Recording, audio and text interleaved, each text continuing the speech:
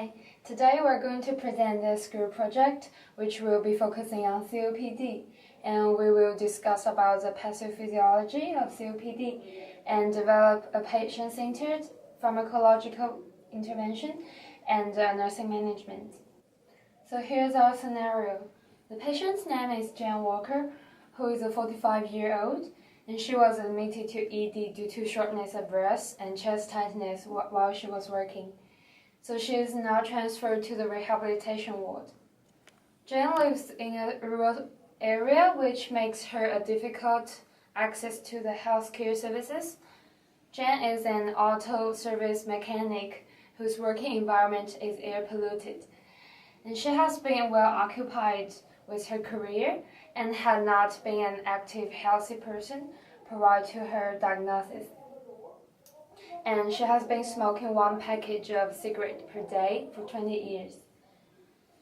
And Jane is currently diagnosed with COPD, and she presents following conditions: wheezing, productive coughing with sputum, chest tightness, and difficulty breathing. And Jane also has an untreated chronic cough and hypertension. Jane's vital signs are displayed as shown, and her blood pressure, heart rate, and respiratory rate are all above the normal range, and her oxygen level is below the normal range. So let's move on to the nursing management. In this part, we're going to talk about 5 specific nursing interventions: modifying lifestyle, emotional support, assessment on supplemental oxygen, improving breathing patterns, and monitoring potential problems. To modify Mrs. Walker's lifestyle, smoking cessation is a core intervention. Smoking cessation slows the progression of COPD most effectively because smoking is the #1 cause of COPD and it accelerates condition worsening. And for long-term smokers like Mrs. Walker, quitting can be challenging. So nicotine additives such as nicotine patches is commonly used in smoking cessation, but it could lead to side effects like skin rash on where the patch is worn and sleep disturbances. And another way to help Mrs. Walker getting through the smoking cessation period is distractions. So ways to distract are diverse. And she can eat some healthy snacks such as fresh fruit, and she can talk to someone around, or going for a walk, listening to music, or taking a shower will help too. Also, there are social groups that can provide support in smoking cessation, and we can provide Mrs. Walker access to those groups. And also, it is crucial to make her aware of the significance of smoking cessation, so patient education is needed. On the other hand, physical activity is reduced in patients with COPD. Research has shown that regular physical activities helps to reduce the COPD admissions and mortality. And it also reduces symptoms of COPD such as breathlessness and fatigue, as it strengthens respiratory muscles. So we can help Mrs. Walker to make up an exercise plan, and the exercise should be started with a low-level intensity, frequency, and duration, and further depending on the physical tolerance of Mrs. Walker. And also the exercise should be medically monitored due to the high blood pressure condition of Mrs. Walker. And if difficulty breathing or chest tightness occurs when exercising, just stop and relax. So during the period of COPD, patients are very vulnerable and sensitive in emotional fields because the breathlessness presenting COPD could lead to complications such as depression, anxiety, and panic. Since Mrs. Walker has poor family support, So the emotional support from caregivers is especially necessary. So we can suggest some coping strategies to Mrs. Walker, such as going for a walk, keeping up with some hobbies, or joining a support group composed of other patients who are going through a tough time too, so they can share their experience with each other. Also self-coping strategies like self-talk and self-affirmation can be used. For example, Mrs. Walker can talk to herself like, although I'm suffering now, I had good days too, or as long as I calm down, these bad feelings will go away. So this helps to disprove the negative feelings. Moreover, COPD is a disease that can be cured. All treatment and interventions are aiming to slow the progression. Although Mrs. Walker is now currently at the end stage of COPD, she should be aware of that COPD is terminal and be prepared for it. As nurses, we should encourage Mrs. Walker to stay positive during the treatment. Thus, we can achieve the best benefit of Mrs. Walker. Another intervention we are going to apply to Jen is the oxygen therapy, which is aimed to restore her oxygen level back to around 92. So we will provide a long-term oxygen therapy to Jen for minimum 15 hours per day, up to 24 hours including midnight. This is because most COPD patients will present shortness of breath, which cause inadequate oxygen supplement and result in ventilation perfusion imbalance, that will impact heart rate and blood pressure increase, and also the arterial hypocalcemia will worsen during sleep. The oxygen will be provided via nasal cannula at no more than 2 liters per minute, which is widely used for the COPD patients as it can provide oxygen at a low flow rate and prevent acidosis at the same time.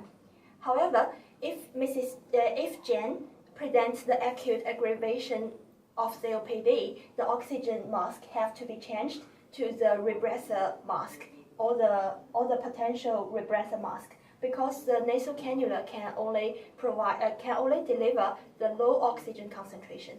The next intervention is to improve Jen's breathing patterns. And the breathing patterns of the COPD patients is shallow, rapid, and inefficient. So for the purpose to improve Jen's breathing quality and reduce her respiratory rate, we will help her to practice deep breathing exercise. Because it can increase the strength of the thoracic wall expansion and alveolar durance of the respiratory muscles, and also improve the pulmonary function.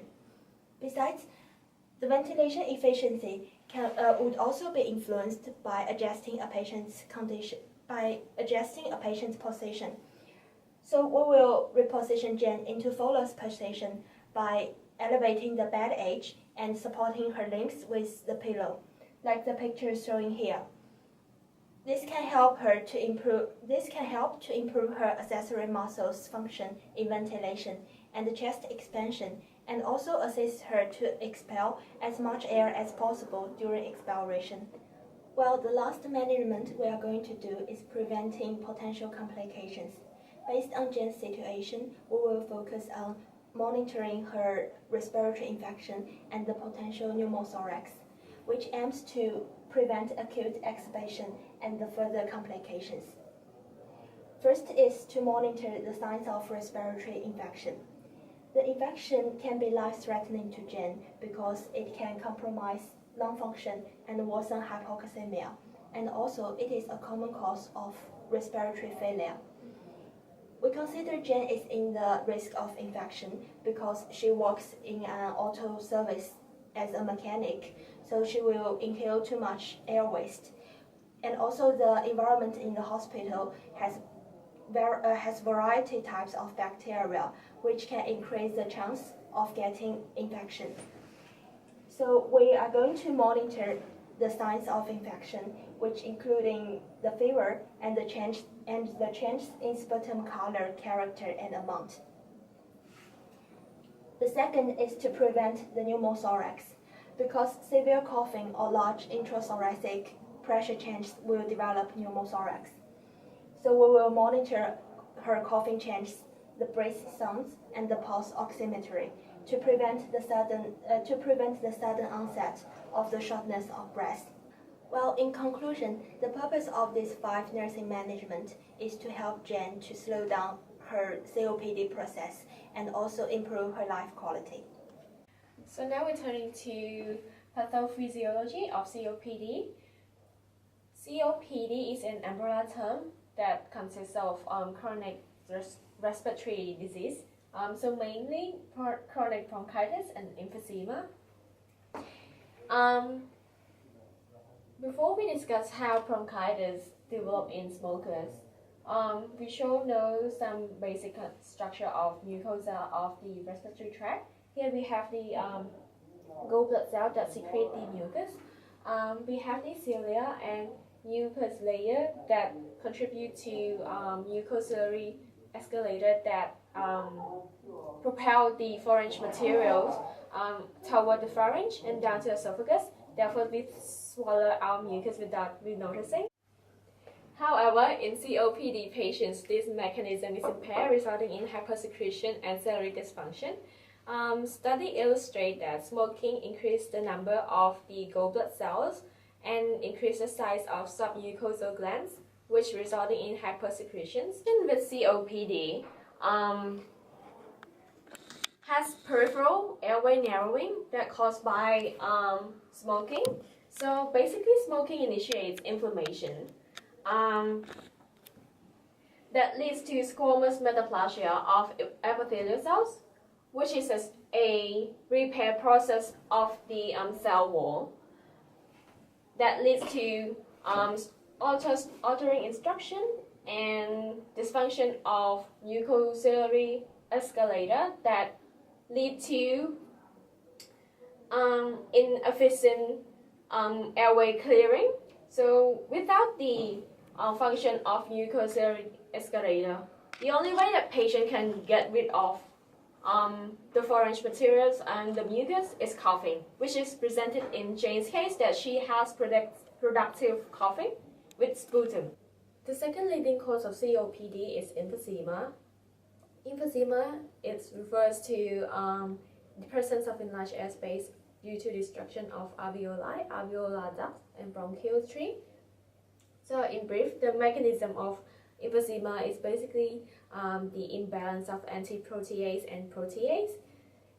If you look at a respiratory zone of a normal people, there's alveoli is surrounded by elastic fibers that allows alveoli to expand and recoil back during ventilation.